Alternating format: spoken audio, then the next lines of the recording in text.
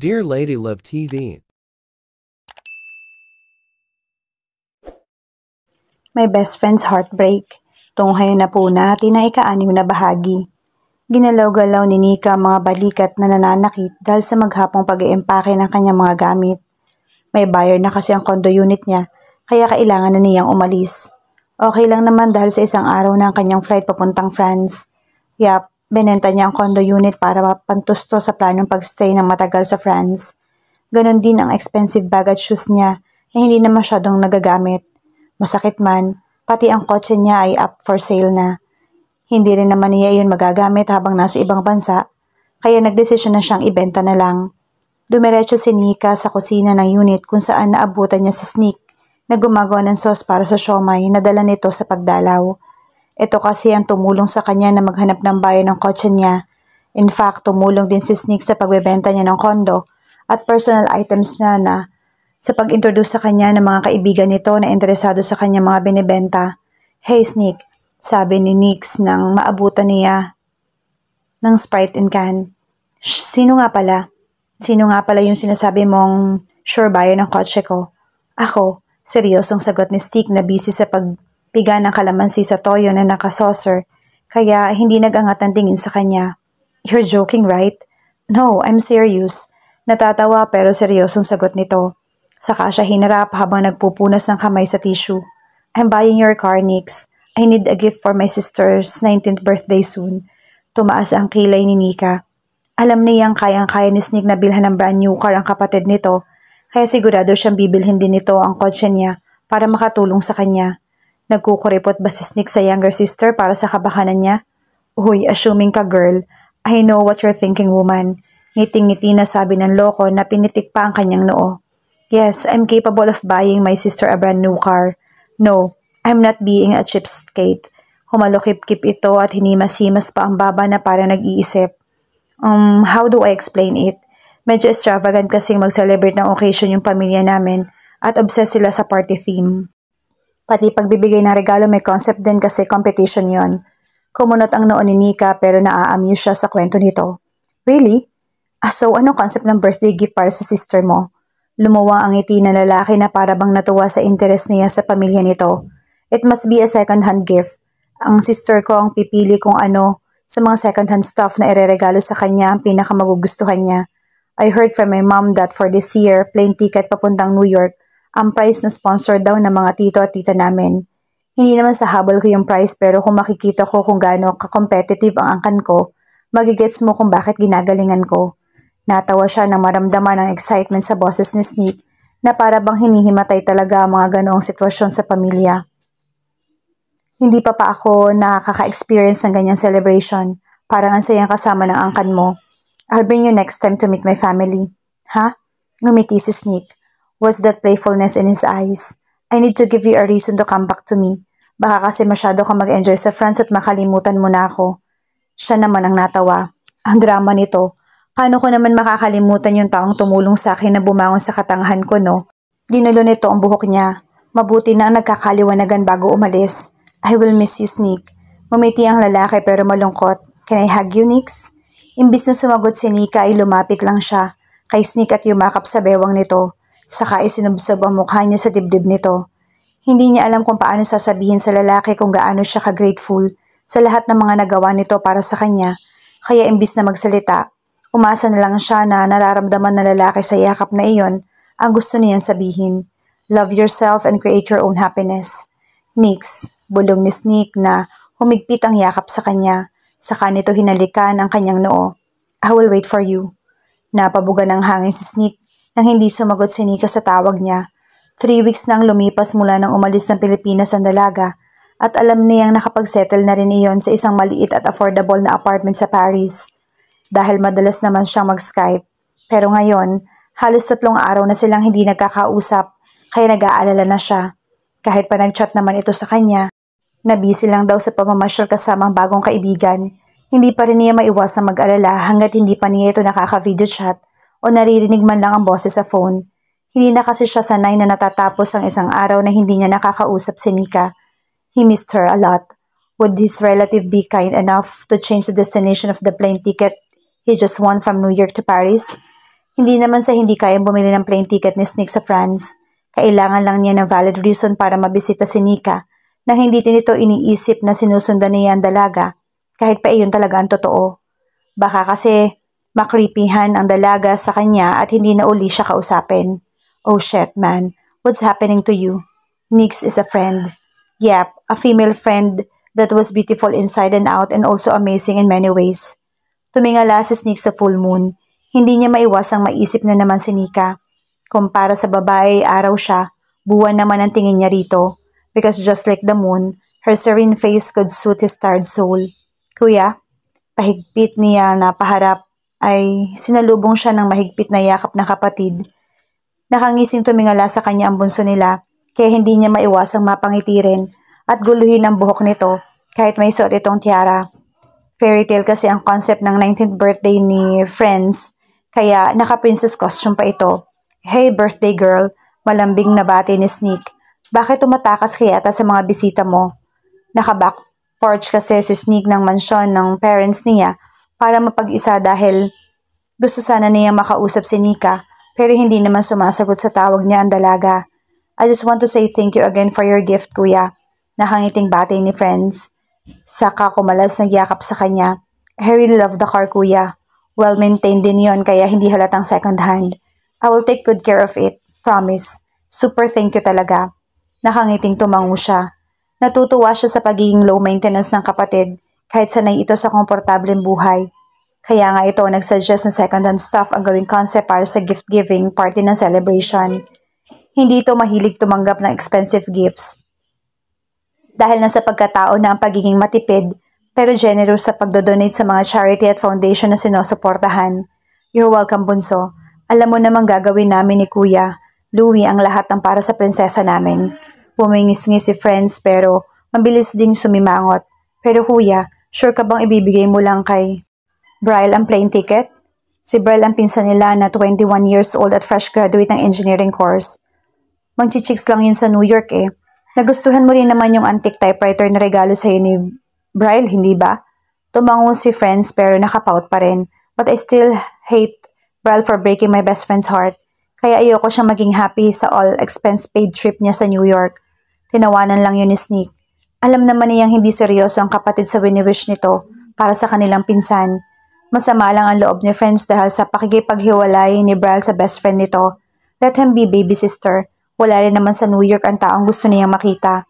Bumalik ang masayang ngiti ni Friends. Oh, the Paris girl. Isang linggong nagstay si Sneak sa bahay ng parents niya sa Tagaytay para sa preparation ng birthday party ni Friends.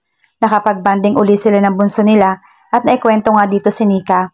Wala rin naman siyang kawala dahil madalas siyang mahuli ng kapatid na kausap ito.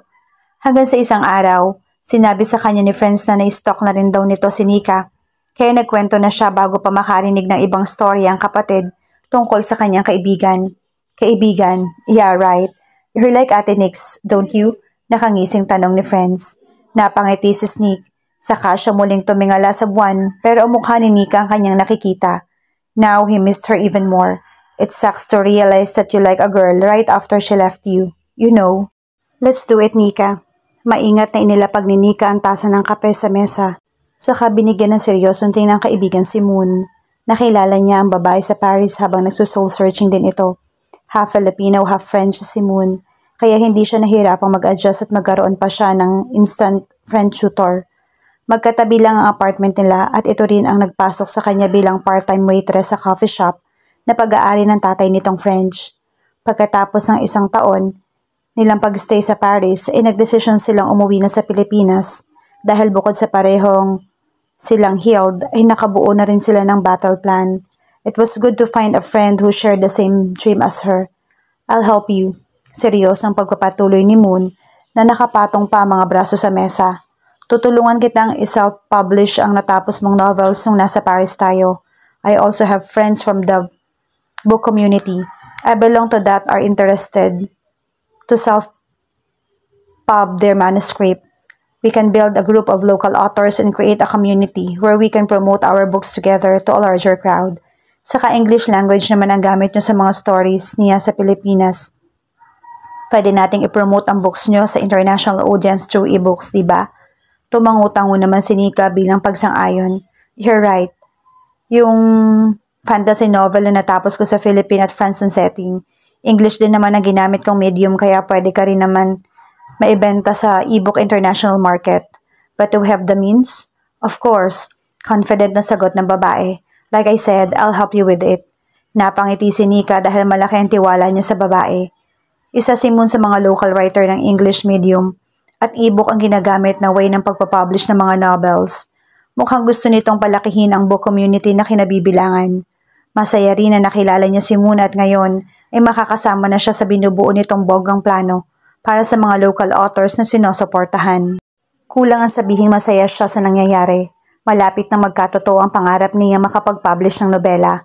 Nakatulong talaga ang isang taong pagstay niya sa France para makilala at mapatawad niya ang sarili sa mga nagawa niyang pagkakamali noon, like hating herself. But now, she could confidently say that she loved and been taking good care of herself simply because she deserved it. And she was genuinely happy now. Anyway, Nika, are you sure you're not staying at my house longer? Nagpout si Moon. You know, I live alone and sobrang sanay na ako na magkasama tayo. I'm gonna miss you. Napangiti siya at tinapik ang maleta sa kanyang tabi. Sorry, 1 week naman na tayong nakapag-bonding at housemates dito sa Philippines. I need to meet the person I've missed so much when I was in France. Oh, the sunshine guy? Natawa si Nika sa nickname nito kay Sneak. Madalas kasing tumatawag ang lalaki kapag break time niya sa coffee shop, kaya nakikita ito ni Moon. Akala ng babae boyfriend niya si Sneak, kaya sinabi niya magkaibigan lang sila, hanggang sa naikwento niya na kay Moon ang kanyang nakaraan. Moon was the first female friend she had in her adult life. Nakikinig ito sa mga kwento niya at hindi siya hinuhusgahan agad. Pero syempre, sinesermonan din naman siya kapag kailangan. Iyong klase ng sermon na imbis na i-down siya para lang ipagmukhang mali siya, i-uplift siya at sasabihan sa kanya na sa bawat pagkakamaling nagawa ay may natututunan naman siya. Then they just hit it off. Bonus pa na pareho silang bookworm at mahilig magsulat ng nobela. Naging mag-best friend tuloy sila kaagad, pero wala siyang reklamo. Yes, the sunshine guy. Nangingiting pagsang-ayon naman ni Nika. Birthday kasi niya ngayon kaya yung little sister niya, kinutsaba ako. Huwag ko raw sasabihin kay Sneak na nakauwi na ako sa Pilipinas para ma-surprise ang kuya niya. Natawa naman si Moon. Paano naman kayo naging close ng sister niya? Friends keep sending me private messages on my Facebook account when we were still in Paris. Pagkakwento niya. Siya raw kasi nag-organize ng party para sa kanyang kuya. Napailing siya nang may maalala. Hindi ko alam na nung time na pinupuntahan ko si Sneak para sabihin sa kanya nangyari sa amin ni Von, birthday pala niya noon. Kaya pala siya pinuntahan ng friend niyang si Ali. Hindi sila basta nagja-jogging, nagpaplano sila ng celebration. He didn't tell me. Na-realize lang ni Nika nang sabihin ni friends kung kailan ang birthday ni Sneak. Pagkatapos kaninang umaga naman, na-remind siya ng Facebook kung ano ang nangyari sa araw na yon ng isang taon. Lumabas ang picture ng laptop at galon ng ice cream na binigay sa kanya ng lalaki. Sobrang self-centered ko pala before. Pagpapatuloy niya, puro ako lang ang nakinabang sa friendship namin. Ni hindi ko alam na birthday pala niya nung araw na yon. But now you know, pwede ka na bang bumawi kay Sunshine Guy, Nika? Napangiti si Nika sa sinabi ni Moon. She was really lucky to have a very supportive friend like her. Thank you. Kumindat si Moon. Anytime. Tumingin ito sa wristwatch at nanlaki ang mga mata. Shoot, I'm late. My mom will kill me. Mabilis itong tumayo at humalik sa pisngi niya. I have to go, Nix. Sorry kung hindi ko na mamimit ang sister ni Sunshine Guy ha. Late naman kasi siya Pero pakisabi na lang na nag-sorry. At hindi ko na siya nahintay. My mom will really kill me if I miss our appointment later. Tumango si Nika dahil totoo naman ang sinabi ni Moon. Kaninang 5 p.m. pa dapat sila magkikita ni friends sa cafe na iyon pero 6 p.m. na ay wala pa rin ang babae. It's okay. I'll tell friends na lang na may importante kang appointment with your mom. Nag-flying kiss na lang si Moon at nagmamadali nang umalis ng cafe. Tatayo sana si Nika para umorder ng panibagong dessert pero natigilan siya na makitang pumasok sa cafe ang pamilyar na mukha ng babae. Sa picture lang niya nakikita si friends kaya hindi siya sigurado kung ito nga ang kapatid ni Sneak. Pero nang umiti ito at kumaway sa kanya, nakumpirma niya na ito nga si friends. Magkamukha sila ng kuya niya. Hi Ate Nix, masiglang bati nito, saka yumuko at hinalikan siya sa pisngi. I'm friends, ayoko nang mangulit sa iyo sa PM. Hello, Masiglang bati niya. Take a seat. Marahang umiling ito. Ate, we have to go na. We'll be super late na kapag nagstay pa tayo. Super sorry kung nalate ako. Si Brad kasi ang nag-drive eh. Ang stupid naman niya sa direction. Naligaw tuloy kami. Natawa si Nika. Saka tumayo at binitbit ang kanyang maleta. Okay, let's go na. Nagulat siya nang kumapit ang babae sa braso niya, pero hindi naman siya nagreklamo. Habang naglalakad siya palabas ng cafe, nagkwento si Friends na para bang matagal na silang magkilala. Pero komportable naman siya rito kaya hinayaan niya na. Ate Nix, with your help, I'm sure na ang gift ko for Kuya Sneak ang mapipili niya. Super sakto sa concept ang ibibigay ko sa kanya eh. Ano ba ang concept ng gift na gustong matanggap ni Sneak? Curious na tanong niya. Nostalgia. Nakangising sagot ni Friends saka siya binigyan ng makahulugan tingin. My brother said he wants to receive a gift that will bring him back to the past, so I'm going to wrap you prettily. What? Natawa si Nika na makita ang malaking box na nakapatong sa colorful na karton. May nakasulat pang for Sneak sa kahoy. Tiningnan niya si Friends na napapaawa ng mukha at ang pinsan nitong si Brian na nakasandal sa kotse habang naghihikab. Halatang pagod sa ilang oras sa pagmamaneho mula Maynila hanggang Tagaytay. As of now ay nasa labas sila ng malaking gate ng mansyon ng mga magulang ni na Sneak kung saan daw ginaganap ang birthday celebration ng lalaki. Lagpas 9 p.m. na kaya sigurado raw si Friends na nagbubukas na ng mga gift ang lalaki kaya wala na raw time na isuot niya ang bride costume daw na hinanda sana nito para sa kanya. Kung mabilis lang mag-drive si Brian baka mas maaga tayo nakarating. Nakapaut na reklamo ni Friends. Kung mabilis ako mag-drive, patay na tayo. Reklamo naman ni Brian. Binigyan ni Friends ng matalim na tingin si Brian na naghikab lang. I hate you. Whatever, cousin. Papasok na ako sa box kaya wag na kayong mag-away, okay? Saway naman ni Nika sa magpinsan. Saka siya sumakay sa kariton na mabilis namang hinawakan ni na Friends at Brian para hindi gumulong. Pagkatapos ay pumasok na siya sa malaking kahon at umupo sa loob. Spacious naman dahil siguro maliit at payat siya. Niyakap siya ng mga binti at tumingala sa magpinsang nakasilip sa kanya. Ngumiti siya at nag-okay sign sa dalawa. I'm good here. Come on. I want to see Sneak. Ngumiti si na Friends at Brian saka nag-high five bago isara ang box. Humugot ng malalim na hininga si Nika nang maramdaman na gumugulong na ang kariton na malamang ay pinagtutulungang itulak ni na Friends at Brian dahil naririnig niya nag-aaway na naman ang magpinsan. Pero hindi niya maintindihan ang sinasabi ng mga ito dahil naririnig din niya ng malakas na background music at kwentuhan ng mga bisita. Bigla naman siyang kinabahan. Mukhang totoo ang kwento ni Sneak noon na halos kompleto ang angka nito kapag may celebration. Makikilala na niya ang pamilya ni Sneak. Well, ginusto mo yan kaya panindigan mo. Natuwa nga si Nika nang makontak siya ni Friends at sabihin na madala siyang ikwento ng lalaki dito. Kaya nang sabihin ng babae na huwag niyang sasabihin kay Sneak ang exact date ng pag-uwi niya sa Pilipinas, ay pumayag siya. Sa dami nang naitulong sa kanya ni Sneak noon, gusto rin niyang makabawi. Hindi niya alam kung bakit na-excite siya sa idea na matutuwa si Sneak kapag nakita siya. Gaya ng sinabi ni Friends na dahilan kung bakit daw kinakapalan nito ang mukha para lumapit sa kanya. Naputo lang ang pag-iisip niya nang huminto ang music, kasunod ng malakas na boses ni Friends na siguradong may gamit na mic. Kuya Sneak, happy birthday! Malakas at misiglang bati nito. I love you and I want you to be happy so I hope you love my gift. And then she heard Sneak laugh. Kumabog ang dibdib ni Nika nang marinig ang pagtawa ni Sneak. Sinadya niyang hindi sagutin ang mga tawag at text nito sa isang linggong dumaan para hindi nito mabuking ang hinahanda nilang surprise ni Friends. Hindi kasi siya magaling magsinungaling kaya may nabuti niyang magtago na lang. Paano kung nagtatampo pala sa kanya ang lalaki? Wag naman sana.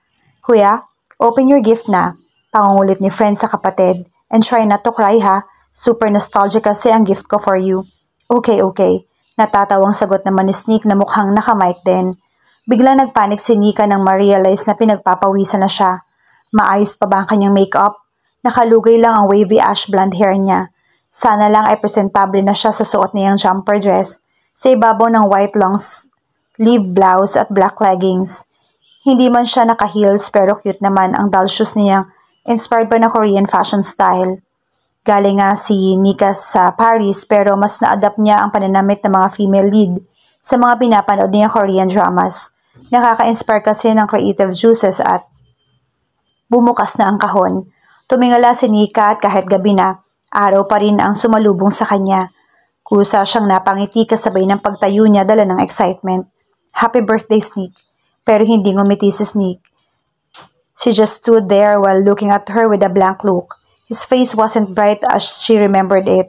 And if she looked closely, she'd see the confusion in his eyes. Bigla ring natahimik ang mga bisita. Si Nika naman, napatitig kay Sneak na gumagwapo. Susuot nitong button-down shirt na natitiklop ang mga siko. Nagdi-gym ba to? Kapag magkausap kasi sila sa Skype, hindi naman niya napapansin ang katawan ni Sneak. Pero ngayong kaharap niya na ito, parang lumalaki ang build ng lalaki. He seemed to be fitter now. His forearms were more tuned and his biceps bulkier than she remembered. So was his chest that seemed to be more defined. Oh how! Wow, hello, sexier sunshine.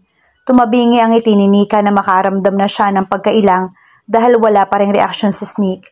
Hindi ka ba masaya na makita ko? Wait, parang gulat na sabi ni Sneak na unti-unting nagkaroon ng reaksyon. Kumurap-kurap ito at kinusot pa ang mga mata.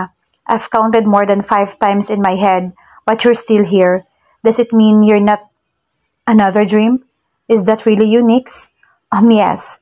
Nagbibilang ka ba para malaman kung totoo ako o hindi kaya natulala ka dyan? Sneak finally broke into a charming smile. Walang sabi-sabi na lumapit sa kanya ang lalaki at pinulupot ang mga braso sa bewang niya. Pagkatapos walang kahirap-hirap siya nitong binuhat, palabas ng kahon para mapatili siya at mapayakap sa leeg nito. Natawa lang ang loko at tumingala sa kanya. Again, his radiant face reminded her of the sun that she unknowingly became fascinated with. I've missed you, Nix. Napangiti si Nika. I've missed you too, Sneak. Imagination lang ba niya o talagang palapit ng palapit ang mukha nila ng lalaki sa isa't isa? Siya ba ang yumuyuko o kinakabig nito ang batok niya para mapayuko siya? Inaantok ba siya o talagang mapapapikit lang? Dahil may kung ano sa mga mata ni Sneak na nagsasabing kailangan niyang pumikit para maramdaman ang magic na gagawin nito. She didn't know what was happening, but she was definitely trapped under his spell. Na nasira ng biglang magpalakpakan at hiyawan ng kanilang audience. Iniiwas ni Nika ang mukha kaya sa pisngi niya dumikit ang mga labi ni Sneak. Ayaw naman niyang sirain ang birthday celebration nito, kaya imbis na umarting nahihiya, kahit iyon naman talaga ang nararamdaman niya, ay tiningnan niya ang lalaki at nginitian ito. Hey, sunshine.